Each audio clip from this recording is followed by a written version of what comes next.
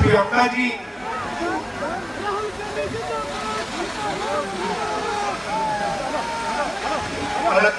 Priyanka ji, K C Venugopal ji, Abdul Samad Samadani ji, P Siddique ji, IC Balakrishnan ji, ND Appachan ji, Sunny Joseph ji, AKM Ashraf ji, C Mammootty ji, Ahmed Hadi ji, Abdul Rahman Kalyani ji, PK Jayalakshmi ji, and our PCC President Sudhakaran ji. I'd like to welcome all of you here today. വേദിയിലിരിക്കുന്ന Indian national കോൺഗ്രസിലെ ഏറ്റവും മുതിർന്ന നേതാക്കളെ എല്ലാവരെയും ഞാൻ ഈ വേദിയിലേക്ക് സ്വാഗതം ചെയ്യുന്നു. So this is the first time that I have come to a meeting to campaign for my sister. ഞാൻ ആദ്യമായിട്ടാണ് ജീവിതത്തിൽ ഒരു യോഗത്തിൽ വന്ന് എന്റെ അനുജത്തിക്ക് വേണ്ടി സഹോദരിക്ക് വേണ്ടി പ്രചരണം നടത്തുന്നതിന് വേണ്ടി. Normally, my first election campaign, my sister campaigned for me. Second one, she campaigned for me. Third one, she campaigned for me. Fourth one, she campaigned for me. Mother's campaign, father's campaign. My sister has always been the campaigner. She has never stood for election. നിങ്ങൾക്കറിയാം സാധാരണ എന്താ സംഭവിക്കുന്നത്? എന്റെ ആദ്യത്തെ election എന്റെ സഹോദരി എനിക്ക് വേണ്ടി പ്രചരണം നടത്തി. രണ്ടാമത്തെ ഇലക്ഷൻ, മൂന്നാമത്തെ ഇലക്ഷൻ, നാലാമത്തെ ഇലക്ഷൻ, അതിലെല്ലാം എന്റെ സഹോദരി എനിക്ക് വേണ്ടി പ്രചരണം നടത്തി. എന്റെ അമ്മയ്ക്ക് വേണ്ടി പ്രചരണം നടത്തി. എന്റെ അച്ഛന് വേണ്ടി പ്രചരണം നടത്തി. സാധാരണ എന്റെ സഹോദരി എല്ലാ പ്രാവശ്യവും പ്രചാരകയായിട്ടാണ് തെരഞ്ഞെടുപ്പിൽ പ്രവർത്തിക്കുന്നത്. That should tell you something about her character. എന്തുകൊണ്ടാണ് അത്? എല്ലാ തെരഞ്ഞെടുപ്പിലും ഒരു പ്രചാരകയായിട്ടാണ് എന്റെ സഹോദരി പ്രവർത്തിച്ചത് എന്നത് എന്റെ സഹോദരിയുടെ സ്വഭാവത്തെ കുറിച്ച് കാര്യങ്ങൾ നിങ്ങൾക്ക് മനസ്സിലാക്കി തരും. Now, in this meeting, I have a choice in front of me. I can either give a political speech or I can give a speech I would give to my family members. ഇന്ന് ഈ യോഗത്തിൽ എന്റെ മുൻപിൽ രണ്ട് തെരഞ്ഞെടുപ്പുകളുണ്ട്. ഒരർത്ഥത്തിൽ എനിക്കൊരു രാഷ്ട്രീയ പ്രസംഗം നടത്താം, അല്ലെങ്കിൽ ഞാൻ എന്റെ കുടുംബാംഗങ്ങളോട് സംസാരിക്കുന്നത് പോലെ നിങ്ങളോട് സംസാരിക്കുന്ന ഒരു പ്രസംഗവും എനിക്കിവിടെ നടത്താം. I would rather speak to you the same way I would speak to my mother or my father or my sister. So I would rather give you a speech which will tell you a little bit about the candidate herself. ഞാൻ പക്ഷേ വയനാട്ടിലെ മാനന്തവാടിലെ ജനങ്ങളോട് ഞാൻ സംസാരിക്കുന്നത് എന്റെ അമ്മയോട്, എന്റെ സഹോദരിയോട്, അല്ലെങ്കിൽ എന്റെ അച്ഛനോട്, എന്റെ വീട്ടിലെ ആളുകളോട് സംസാരിക്കുന്നത് പോലെയാണ്.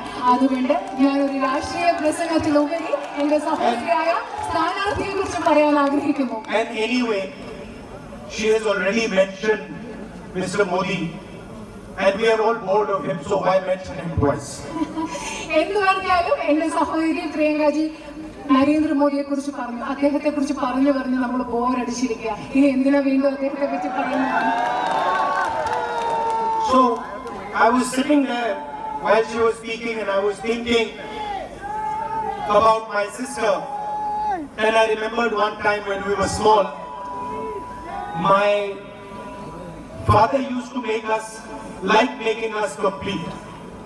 So when we were small, he gave us one small camera each. ഞാൻ അവിടെ ഇരുന്നപ്പോ എന്റെ സഹോദരി സംസാരിക്കുന്നത് കേട്ടപ്പോ ഞാൻ ആലോചിച്ചുകൊണ്ടിരിക്കുകയായിരുന്നു ഞാൻ എന്ത് പറയണത്.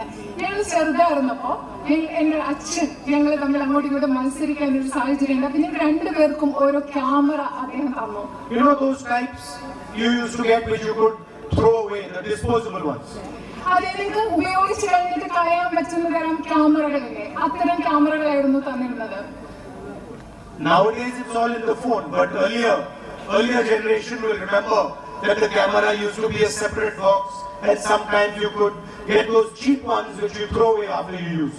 ഇപ്പോഴുള്ള തലമുറയ്ക്ക് അറിയില്ല, കാരണം ഇപ്പൊ നമ്മുടെ ക്യാമറ എല്ലാം ഫോണിലുണ്ട്. പക്ഷെ മുമ്പുള്ള തലമുറയ്ക്ക് അറിയാം പണ്ടത്തെ കൊച്ചു ക്യാമറ, നമ്മളത് ഉപയോഗിച്ച ശേഷം കളയുന്ന ഒരു തരം ക്യാമറയില്ലേ, അതായിരുന്നു അദ്ദേഹം തന്നത്. So my father gave one to my sister and one to me, and he said, "Look, in 1 week, whoever takes the best picture is going to win a prize. എന്റെ അച്ഛനെ ഞങ്ങൾ രണ്ടുപേർക്കും എനിക്ക് എന്റെ സഹോദരിക്ക് ഓരോ ക്യാമറ തന്നിട്ട് പറഞ്ഞു, ഓരോ ആഴ്ചക്കുള്ളിൽ നിങ്ങൾ രണ്ടുപേരിൽ ആരാണോ ഏറ്റവും നല്ല പടം എടുക്കുന്നത് ആ ആളിന് ഒരു സമ്മാനം ഞാൻ തരും. So for the next 1 week, my sister and me, every opportunity we got, every person we got, every flower, every animal we got, we were taking pictures. അടുത്ത ഒരാഴ്ച ഞാൻ എന്റെ സഹോദരി എന്താ ചെയ്തത്, ഏത് മനുഷ്യനെ കണ്ടാലും ഏത് മൃഗത്തെ കണ്ടാലും ഏത് പൂവിനെ കണ്ടാലും ഞങ്ങൾക്ക് ഇഷ്ടമുള്ള പടം എടുക്കാൻ വേണ്ടി ഞങ്ങൾ രണ്ടുപേരും ഒരാഴ്ച നടക്കുകയായിരുന്നു. I would take pictures of my grandmother, of my mother. She would take pictures of the dogs. Everybody was being photographed. കാരണം ഞാൻ എന്റെ അമ്മയുടെ എന്റെ മുത്തശ്ശിയുടെ ഒക്കെ പടം എടുക്കും, എന്റെ സഹോദരിയാണെങ്കിൽ അവിടെയുള്ള ഒരു നായ്ക്കുട്ടിയുടെ ഒക്കെ പടം എടുക്കും. അങ്ങനെ ഒരാഴ്ച മുഴുവൻ ഞങ്ങൾ എല്ലാവരും ഫോട്ടോ എടുത്ത് നല്ല തിരക്കിലായിരുന്നു. Now I don't remember who won the competition. I still don't remember. I won. പക്ഷെ എനിക്ക് ഓർമ്മയില്ല ആരാണ് ആ മത്സരത്തിൽ ജയിച്ചത്. Okay, she's telling me I won the competition. സഹോദരി എന്നോട് പറയാണ് ഞാനാണ് ആ മത്സരം ജയിച്ചതെന്ന് എന്നോട് ഇവരൊന്ന് പറയുകയാണ്. This story is not because of who won the competition, but because what happened 10, 15, 20, 30 years later. ഞാനിന്ന് നിങ്ങളോടത് പറയുന്നത്, ഈ കഥ പറയുന്നത് മത്സരത്തിൽ ആര് ജയിച്ചു എന്നതിന്റെ പേരിലല്ല, പക്ഷെ 10, 15, 20 വർഷങ്ങൾക്ക് ശേഷം 30 വർഷങ്ങൾക്ക് ശേഷം എന്ത് സംഭവിച്ചു എന്ന് പറയാൻ വേണ്ടിയാണ് ഞാൻ ഈ കഥ പറയുന്നത്. My sister, even though she lost the competition, did not stop photography. എന്നാന്നറിയോ, എന്റെ അനുജത്തി ആ മത്സരത്തിൽ ജയിച്ചില്ല, പക്ഷെ എന്നിട്ടും ഫോട്ടോ എടുക്കുക എന്നുള്ളത്, ഫോട്ടോഗ്രാഫി എന്റെ അനുജത്തി സഹോദരി ഉപേക്ഷിച്ചില്ല. She persevered, she took photographs, she learned how to take photographs, and today I can confidently say she's a much better photographer than me. എന്റെ ജീവിതം എന്റെ സഹോദരി ഫോട്ടോ എടുക്കുന്നത് ഉപേക്ഷിച്ചില്ല, സ്ഥിരോത്സാഹത്തോടു കൂടി ഫോട്ടോ എടുക്കാൻ പഠിച്ചു, ഒരുപാട് ഫോട്ടോ എടുത്തു, അത് പിന്തുടരുക തന്നെ ചെയ്തു. ഇന്ന് എനിക്ക് ആത്മവിശ്വാസത്തോടു കൂടി പറയാൻ സാധിക്കും, എന്നെക്കാളും മികച്ച ഒരു ഫോട്ടോഗ്രാഫറാണ് എന്റെ സഹോദരി എന്ന് പറയാൻ സാധിക്കും. And not only does she take photographs, her son also takes photographs. അതെന്റെ സഹോദരി മാത്രമല്ല, സഹോദരിയുടെ പുത്രന് ഫോട്ടോ എടുക്കാൻ മിടുക്കനാണെന്ന് പറയാൻ ആഗ്രഹിക്കുന്നു. Now people think taking a photograph is simply just pressing the button. ആളുകൾ വിചാരിക്കുന്നത് ഫോട്ടോ എടുക്കാന്ന് പറഞ്ഞാൽ എന്താ, വെറുതെ ഒരു ബട്ടൺ പ്രസ് ചെയ്യുന്നതാണ് ഫോട്ടോ എടുക്കുന്നത് വിചാരിക്കുന്നത്. But in fact, that's not what taking a photograph is. പക്ഷേ ഫോട്ടോ എടുക്കാന്ന് പറയുന്നത് ഒരു ബട്ടൺ പ്രസ് ചെയ്യുന്നത് മാത്രമല്ല. To take a good photograph, you have to understand very well the person that you are photographing. നിങ്ങൾ ഒരു നല്ല ഫോട്ടോ എടുക്കണമെങ്കിൽ നിങ്ങൾ ആരുടെ ഫോട്ടോ ആണോ എടുക്കുന്നത് ആ വ്യക്തിയെ നന്നായിട്ട് നിങ്ങൾക്ക് മനസ്സിലാക്കാൻ സാധിച്ചെങ്കിൽ മാത്രമേ ഒരു നല്ല ഫോട്ടോ എടുക്കാൻ നിങ്ങൾക്ക് സാധിക്കൂ. You have to understand what that person is feeling.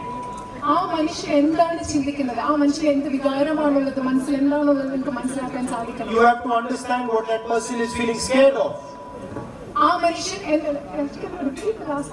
You have to understand his fear. You have to understand his aspirations. ആ മനുഷ്യന്റെ ഭയം എന്താണെന്ന് മനസ്സിലാക്കാൻ സാധിക്കണം, ആ മനുഷ്യന്റെ അഭിലാഷങ്ങൾ എന്താണെന്ന് മനസ്സിലാക്കാൻ സാധിക്കണം.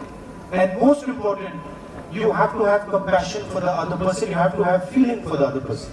അത് മാത്രമല്ല, ഏറ്റവും പ്രധാനപ്പെട്ടതായി ആരുടെ ഫോട്ടോ നിങ്ങൾ എടുക്കുന്നോ ആ വ്യക്തിയോട് നിങ്ങൾക്ക് സഹാനുഭൂതി ഉണ്ടാവണം, ആ വ്യക്തിയോട് മാനുഷികമായിട്ടുള്ളൊരു വികാരം ഉണ്ടാവണം. Almost the photographer has to dissolve himself and become the person that he is photographing. Photo എടുക്കുന്ന ആളിന് ആരുടെ ഫോട്ടോ ആണോ എടുക്കുന്നത് ആ ഫോട്ടോഗ്രാഫർ ആ വ്യക്തിയിൽ സ്വയം ഇല്ലാതായി മറ്റു വ്യക്തിയായിട്ട് മാറുമ്പോഴാണ് നമുക്കൊരു നല്ല ഫോട്ടോ എടുക്കാൻ. He has to imagine the world from the person he is photographing's perspective. Photo എടുക്കുന്ന ആളിന് ആരുടെ ഫോട്ടോ ആണോ എടുക്കുന്നത് ആ ആളിന്റെ കാഴ്ചപ്പാടിൽ നിന്ന് ലോകത്തെ കാണാൻ സാധിക്കണം, ചിന്തിക്കാൻ, സങ്കല്പിക്കാൻ സാധിക്കണം. So for example, many politicians will see a farmer and they will say, oh, that is a farmer. ഉദാഹരണത്തിന് പല രാഷ്ട്രീയക്കാരും ഒരു കർഷകനെ കാണുമ്പോൾ പറയും, നോക്കൂ അതൊരു കർഷകനാണ് എന്ന് പറയും. My sister will never do that.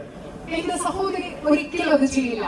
My sister will see the farmer and then say, that is a father, that is a brother, he has a sister.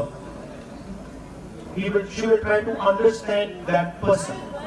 എന്റെ സഹോദരി ഒരു കർഷകനെ കാണുകയാണെങ്കിൽ ഒരിക്കലും പറയില്ല ഒരു കർഷകനാണെന്ന്. എന്റെ സഹോദരി എന്താണെന്നോ പറയുന്നത് അതൊരു അച്ഛനാണ്, അതൊരു സഹോദരനാണ് എന്ന് പറഞ്ഞ ഒരു മകനാണെന്ന് പറഞ്ഞ് ആ മനുഷ്യനെ മനസ്സിലാക്കാനായിരിക്കും എന്റെ സഹോദരി ശ്രമിക്കുക. She will try to understand what that person is going through. ആ മനുഷ്യർ എന്തിൽ കൂടെയാണ് കടന്നു പോകുന്നത് എന്ന് മനസ്സിലാക്കാനാണ് എന്റെ സഹോദരി ശ്രമിക്കുക. Like we politicians will say, oh, the farmer is not getting the right price. സാധാരണ നിങ്ങൾ നോക്കൂ, സാധാരണ രാഷ്ട്രീയക്കാരെന്ന് പറയും ആ കർഷകന് കൃത്യമായിട്ടുള്ള ശരിയായ വില ലഭിക്കുന്നില്ല. She will go and talk to the farmer and ask the farmer, how do you feel when you didn't get the right price? പക്ഷെ എന്റെ സഹോദരി എന്താണ് ചെയ്യുന്നത്? സഹോദരി പോയി ആ കർഷകനോട് സംസാരിച്ചിട്ട് ചോദിക്കും, നിങ്ങൾക്ക് കൃത്യമായ ശരിയായ വില കിട്ടാതിരിക്കുമ്പോൾ നിങ്ങൾക്ക് മനസ്സിൽ എന്താ തോന്നിയത്? How did you feel when you could not pay your son's school fees? നിങ്ങൾക്ക് നിങ്ങളുടെ മകന്റെ സ്കൂൾ ഫീസ് കൊടുക്കാതിരുന്നപ്പോ നിങ്ങളുടെ മനസ്സിൽ എന്താ നിങ്ങൾക്ക് തോന്നിയതെന്നായിരിക്കും എന്റെ സഹോദരി ചോദിക്കുക. How did you feel when you saw your mother was in the ICU and you could not pay for her fees? നിങ്ങളുടെ അമ്മ ICUയിൽ കിടന്നപ്പോ ആശുപത്രിയിൽ ചികിത്സയ്ക്ക് വേണ്ട പൈസ നിങ്ങൾക്ക് കൊടുക്കാൻ പറ്റില്ല. അപ്പൊ നിങ്ങളുടെ മനസ്സിൽ എന്താണ് തോന്നിയിട്ടുണ്ടാവുക എന്നാണ് സഹോദരി ചോദിക്കുക. So she's traveled a long distance from the little girl who was taking the photographs. എന്റെ സഹോദരി അന്ന് ഫോട്ടോ എടുത്ത ആ ചെറിയ പെൺകുട്ടിയിൽ നിന്നും ഒരുപാട് ദൂരം ഇന്ന് സഞ്ചരിച്ചു. And the distance traveled is all about understanding the other person.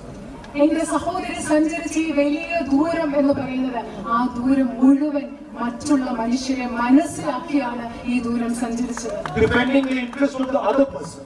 മറ്റുള്ളവരുടെ താല്പര്യങ്ങൾ സംരക്ഷിച്ചുകൊണ്ടാണ്. Everybody likes to put labels. He's a farmer.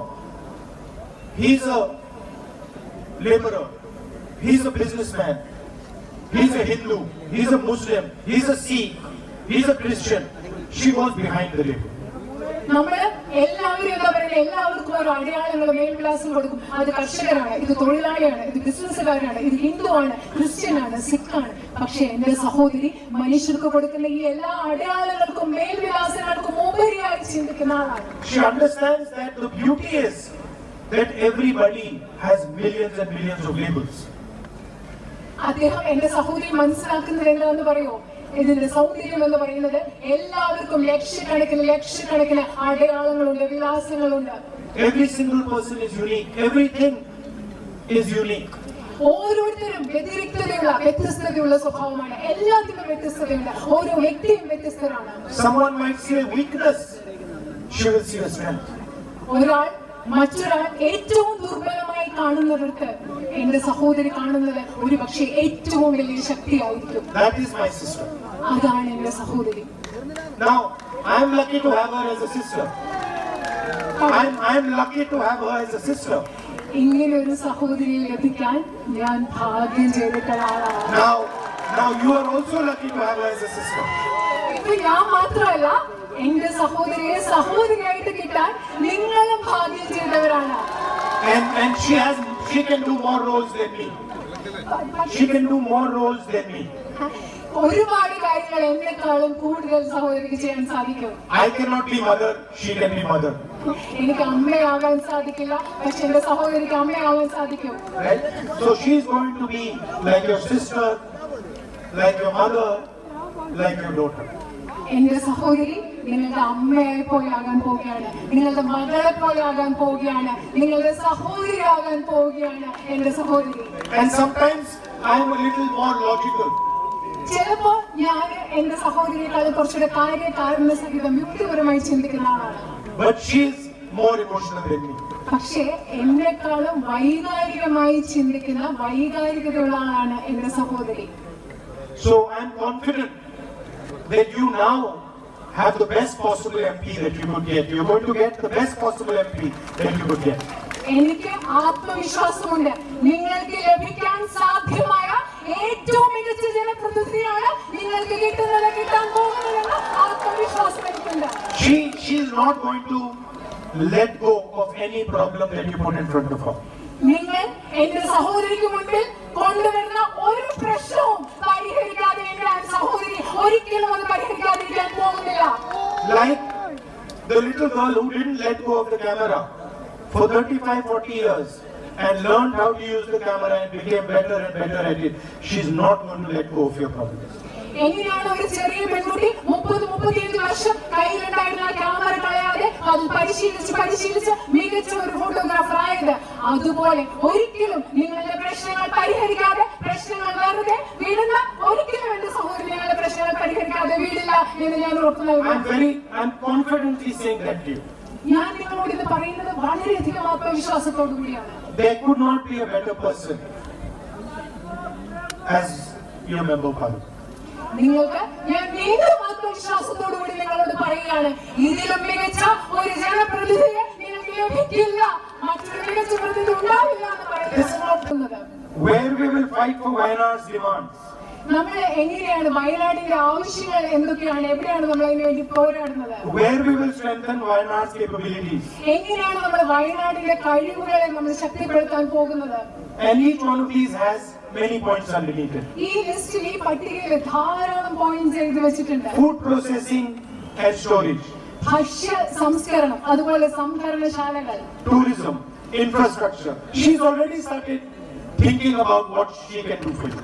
അവിടെ എന്താ പറയുന്ന അടിസ്ഥാന സൗകര്യം, ഇവിടുത്തെ ടൂറിസം, വിനോദസഞ്ചാരം, വയനാട്ടിന് വേണ്ടി എന്തൊക്കെ ചെയ്യാൻ പറ്റുമെന്ന് ഇപ്പോൾ തന്നെ ആലോചിച്ച് തുടങ്ങിയത് ലിസ്റ്റാക്കി വെച്ചിരിക്കുകയാണ് എന്റെ സഹോദരി. The main fight in the country today, bigger than the fight that is taking place in Wayanad.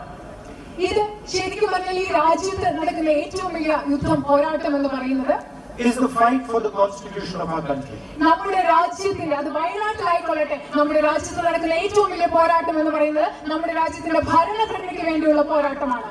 The protection that we get, the greatness of our country, all emerges from the constitution.